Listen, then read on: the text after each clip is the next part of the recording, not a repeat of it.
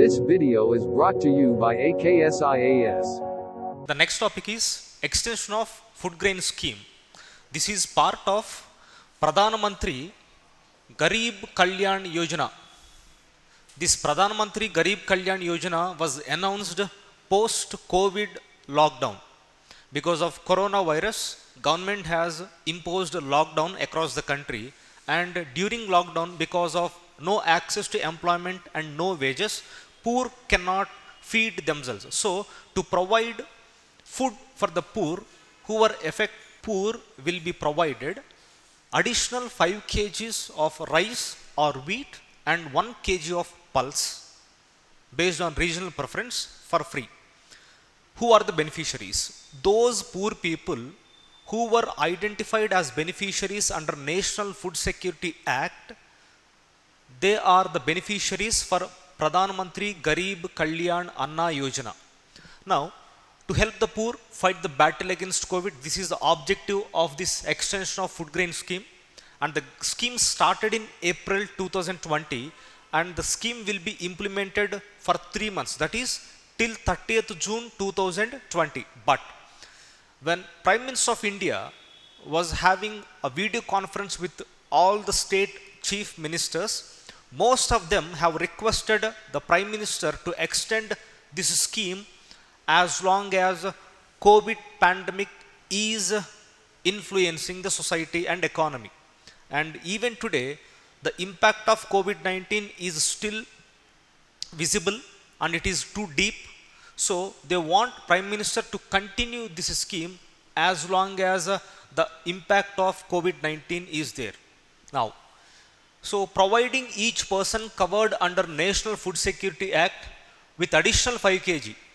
Under this act, they get 5 kg of rice. And now they are getting additional 5 kg. That means today they are getting 10 kgs of rice or wheat and 1 kg of pulse. And 1 kg of pulse for free according to regional preferences. Then in April, see the percentage of beneficiaries. 93% of food grains were distributed, targeting 74 crore beneficiaries. Now, in May, the percentage of food grains distributed was 91%, and in June, it was 71%. Try to understand an important phenomena. Gradually from April to June, percentage of food grains distributed is coming down.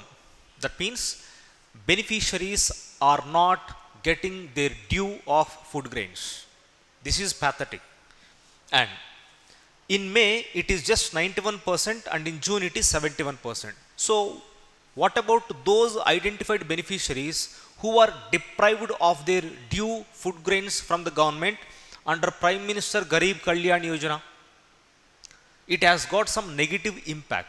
And see the paradoxical situation in India during April, May and June. Excess food stocks were available with the Food Corporation of India alongside widespread hunger prevailing in the country.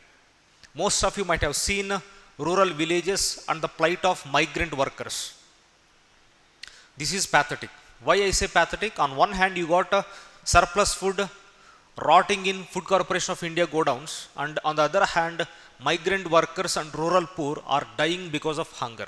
Then 200 million beneficiaries or 20 crore beneficiaries did not get their due of food grains in April, May, June. In all these 3 months, 20 crore people were denied access to their due food grains. Government allowed, this is startling from the government point of view. Government has allowed conversion of surplus rice into ethanol. Why? What is the objective behind conversion of surplus rice into ethanol? To make alcohol-based hand sanitizers. To make alcohol-based hand sanitizers, government allowed conversion of surplus rice. On the other hand, 20 crore people were denied access to their due food grains, and on the other hand, government is converting rice, surplus rice, into ethanol-based hand sanitizer manufacturing. And monsoon is due in June, month of June, monsoon will arrive into India, and this is further make things complicated. How? Because of monsoon, whatever surplus food grains are stored in Food Corporation of India, they get rotten. That is one more danger. So what do we need? We need to have in place universal distribution scheme which should function effectively to ensure each and every identified poor in India are getting access to their due food grains under this Pradhan Mantri Garib Kalyan Yojana. Next topic is Electricity Amendment Bill 2020. Recently, Central Government of India has introduced very important amendments to Electricity Act 2003. And why now the amendments were made by Central Government in Electricity Act 2003?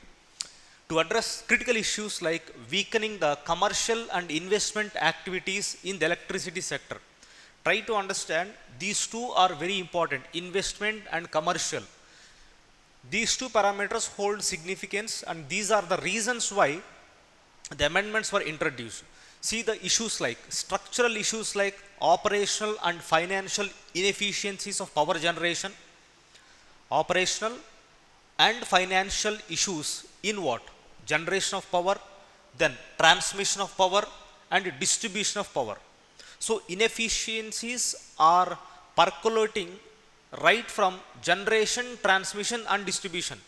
In every segment of electricity sector, there is a huge inefficiencies both in generation and in financial operations. Then access and quality of power. Access to power is very important, and giving access to power is not sufficient at all. Why? Because quality of power also matters a lot. That is one more issue. Then political interference. This is a major reason for state discoms and transcos witnessing losses every year because of political interference, lack of private investment. Today, if you take the necessary infrastructure in India, power sector is one sector wherein private investment is very low compared with other sectors. So private investment is not coming into the power sector, and inadequate public infrastructure.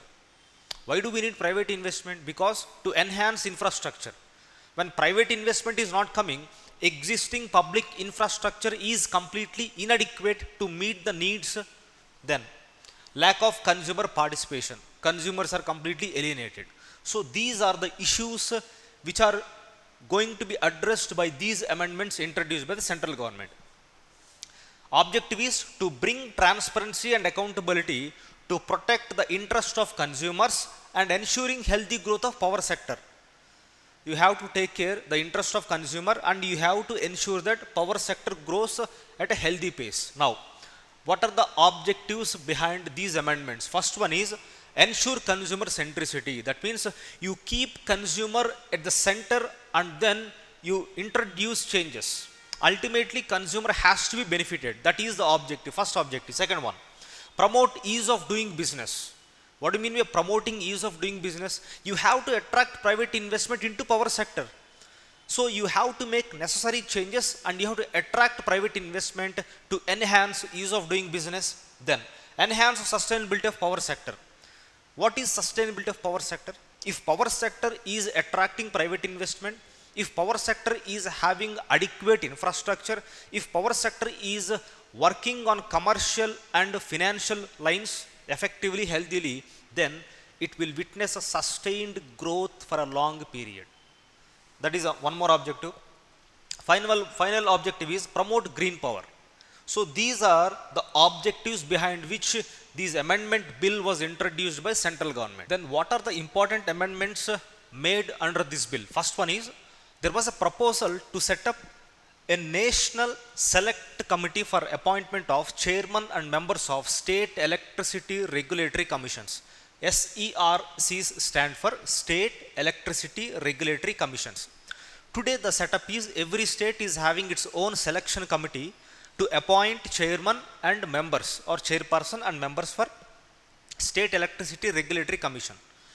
So now the central government want to have a pan-India level national select committee. If states insist to have selection committee separately, then if separate selection committee for each state are to be continued upon the insistence of upon the demand made by states, then those committees from here onwards should be presided by Chief Justice of the High Court of the particular state. This is one important change. Why? Because to address political interference. Second one, introduction of direct benefits transfer scheme. How does introduction of direct benefits transfer be advantageous to state government and distribution companies? One important reason behind this point is states are benefited because they can provide subsidy to the targeted beneficiaries through DBT. So identified beneficiaries are not deprived of their due subsidy. This is advantage for state. Then what is the advantage for electricity company? It is like, because identifying number of beneficiaries will become very easy through DBT, they get their due payments on time from state governments. So these are two advantages if you switch over to direct benefit transfer scheme through DBT. Then National Renewable Energy Policy. This is nothing but a deal under Paris Climate Agreement, which is to which India is a signatory. So this National Renewable Energy Policy prescribes that every state government should consider purchasing electricity from renewable sources like hydro, solar, etc.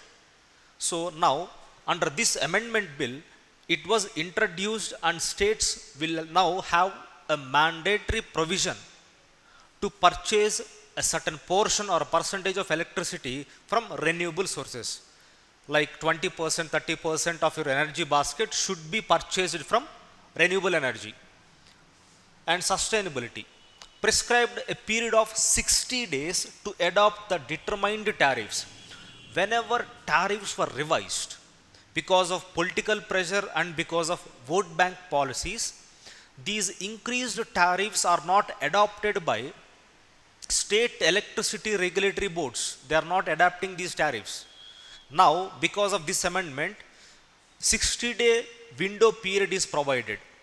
Whether state governments accept or deny, after 60 days, new tariffs will come into force. Now, this will address the existing mismatch between suggested tariff rates and practiced tariff rates. And this will bring down losses witnessed by electricity companies. Next one. It will empower load dispatch center to oversee the establishment of adequate payment mechanism. This is very, very important. Why? Today, the payment mechanism is lethargic, highly lethargic. For example, payments were due for more than 2, 3, 4 years. When payments are due for such a long period of time, they become NPAs. So to address this, appropriate timely payment mechanism should be put in place, and the responsibility was given to load dispatch centers to establish to oversee the establishment of adequate payment mechanism. So these amendments are necessary, and these amendments will push the power sector into profits from the losses. And the next amendment was ease of doing business. Under this, it was proposed to establish Electricity Contract Enforcement Authority. This is very important. Electricity Contract Enforcement Authority, headed by a retired judge of High Court, with powers to execute their orders as a decree of civil court. That means, if any orders given by this Electricity Contract Enforcement Authority are not followed, then they can use contempt of court provisions to make accountable those who did not follow their orders. In other words, this Electricity Contract Enforcement Authority was given powers of a civil court. This is very important. Next one, cross subsidy should be reduced, which is highly practiced across the states, and which is the important reasons for state discoms entering into losses. Cross subsidy should be abolished or reduced. Strengthening of appellate tribunals. What is the objective behind strengthening appellate tribunals? Just to facilitate quick disposal of cases. So that is objective. Strengthening of appellate tribunal to facilitate quick disposal of cases, and it is also proposed to give it the powers of a high court. So if appellate tribunals were given the powers of high court, what happens? Whenever it disposes of the cases, then the burden of again reappearing or again re-questioning the judgments given by this appellate tribunal will come down. Next one, higher penalties to ensure compliance of orders. To make sure that orders given are followed, higher penalties were introduced whenever those orders are not followed. So this will act as a deterrent. Next one, facilitate and develop cross-border trade in electricity. Now India want to have trade with its neighboring countries in electricity, like Bhutan, Bangladesh, Nepal, etc. Next one, DISCOMs, that is distribution companies, can authorize another person. That means distribution companies now from here onwards can authorize another person as a third party and give them sub-license to take the responsibility of distribution of electricity in any part of the area. DISCOMs can authorize another person as a sub-license to supply electricity with the prior permission from State Electricity Regulatory Commission. So before giving license to another person, distribution companies should get the permission from State Electricity Regulatory Commission.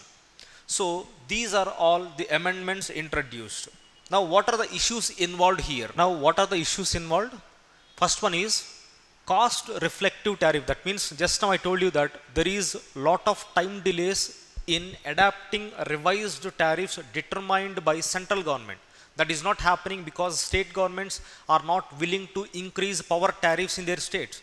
So this cost reflective tariff has been a concern for state governments. Why? Recently Telangana Chief Minister has held a press conference, and in that he criticized the central attitude towards increasing tariffs. Why? State governments during election times have promised free power to farmers or vulnerable sections.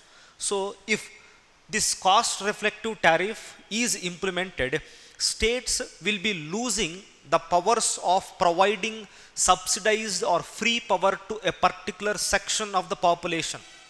So after this comes to practice, state governments cannot provide free power to farmers. So this is the concern for state governments. Next one, formation of Electricity Contract Enforcement Authority is criticized as a move towards centralization of power. The present government has said that they want to initiate competitive cooperative federalism.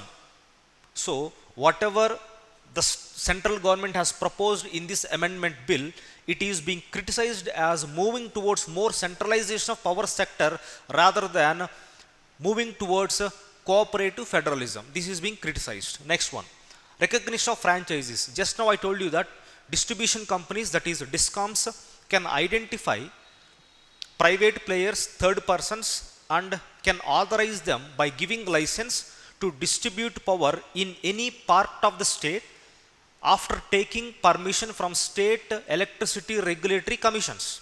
So this may open the power sector to private players. In other words, this may open the windows of privatization of power sector. So these are the issues involved in this amendment bill. So finally, what should be the way forward? See, electricity is in concurrent list. When electricity is in concurrent list, states should not be deprived of their powers in determining how power sector is to be functioned in their states.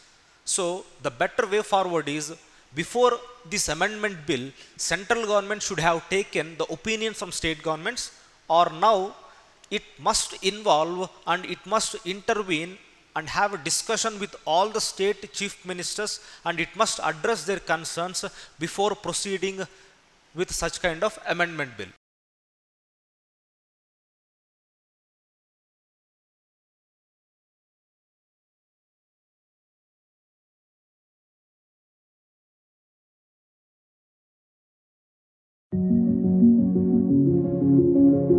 This video is brought to you by AKSIAS.